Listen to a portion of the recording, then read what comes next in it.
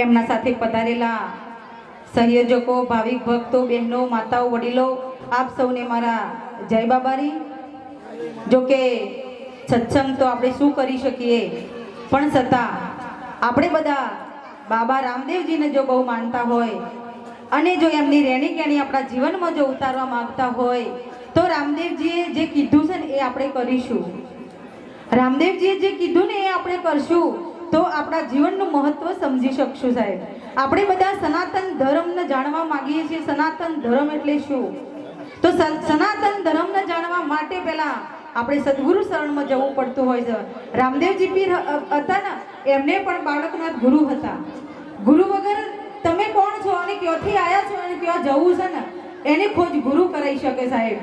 એટલે પહેલા સદગુરુ શરણમાં જઈએ અને આ જીવનનું કલ્યાણ કરીએ। આ મનુષ્યનો દેહ એ ઉત્તમ જીવન મળ્યું છે આપણાને ભક્તિ કરવા માટે, પરમાત્માને જાણવા માટે।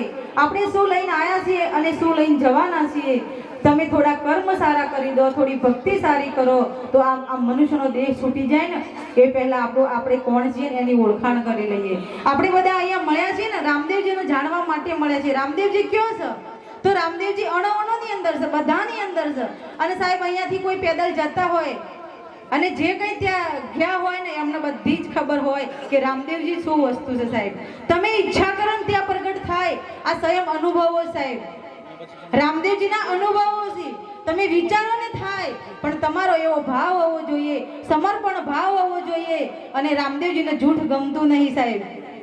આપણે બધા એના દરબારમાં જઈને જૂઠું ચલાવીએ તો ચાલશે નહીં। જો આપણે બધા અંદરથી એ કરશું ને તો રામદેવજી આપણા સાથે જ છે, એમને ખોળવાની જરૂર નહીં।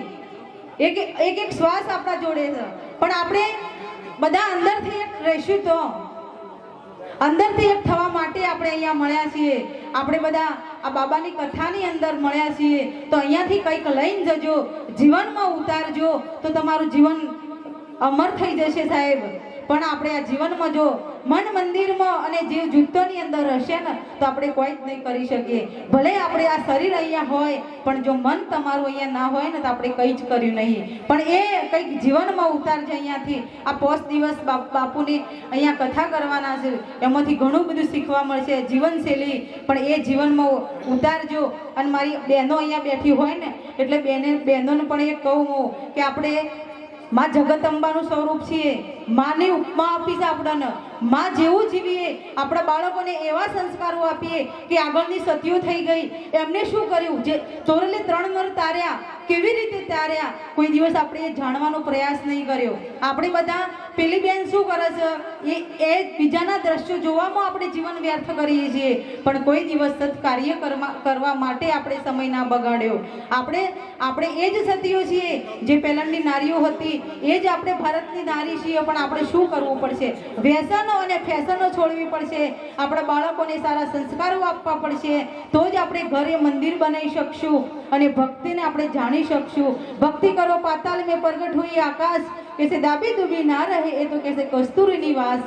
ભક્તિ એવી કરજો ને સાહેબ, દેખા દેખી નહીં કરવી, આપણે અંદરથી પ્રગટ કરો। તમારી અંદર સ્વયં પરમાત્મા બિરાજમાન છે, અંદર જાણવાનો પ્રયાસ કરો। હસ્તી કો મિટાય વિના મસ્તી કદી મળતી નથી અને કેસે ઓખને મીશા સિવાય જ્યોતિ કદી જડતી નથી। એટલે પરમાત્મા આપણી અંદર છે, રામદેવજી આપણી અંદર છે।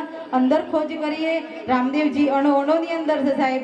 એટલે આપણે રણુજા જઈએ તો બાબાના એક વિશ્વાસ અને ભરોસાથી જઈએ તો બાબો આપણને દર્શન આપે જ છે સાહેબ। અને એવા ઘણા અનુભવો છે, એટલે વધારે સમય ના લેતા, કેમ કે આજે આપણે બહુ લેટ થઈ ગયા છીએ, હજી કથા સાંભળવાની છે એટલે